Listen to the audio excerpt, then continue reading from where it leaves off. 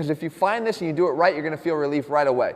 So you take your finger and you put it, your thumb, you put it right up on that spot, okay? You're going to draw me like one of your French girls, Jeff? I can't draw, dude. Let's go. So you put your, what an idiot. You put your thumb right on that spot, okay?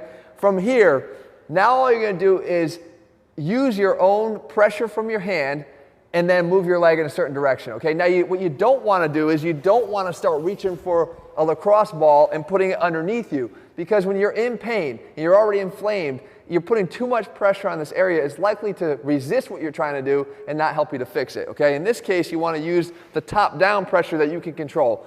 So once your finger is on that spot, you're going to take your leg through this same direction right here. You're going to come down until your knee touches the ground, okay? Once it touches the ground, it's going to kick back behind you into extension, okay? It's key that you get past the midline of your body here, and then when you do, you're going to lift up. Okay, your toe should be pointing a little bit down towards the ground when you do, so we make sure that we're getting a lot of hip abduction here. So then the thumb pushes and holds this back. Now, I don't have to do any of this. This is just going to be done all by you and Jesse.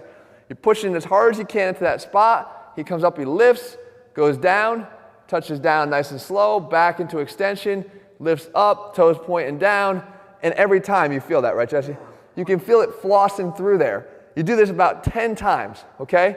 Once you're done with those, you rest for about 10 seconds. And now we want to try to fatigue out this muscle spasm here, this trigger point. Okay, try to see if we can burn it out. Right. You hold that spot one more time.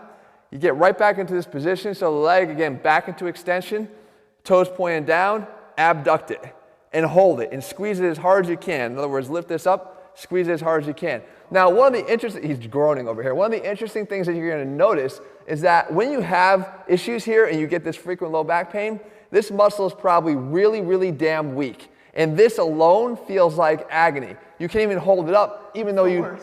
I know people that can squat hundreds and hundreds of pounds that really can't do this exercise very well, and that shows how much pain and weakness there is, right? Yeah. So we got to do that. Once you've done that, now when you stand up, you should notice an immediate relief. Go ahead and stand up, Jesse.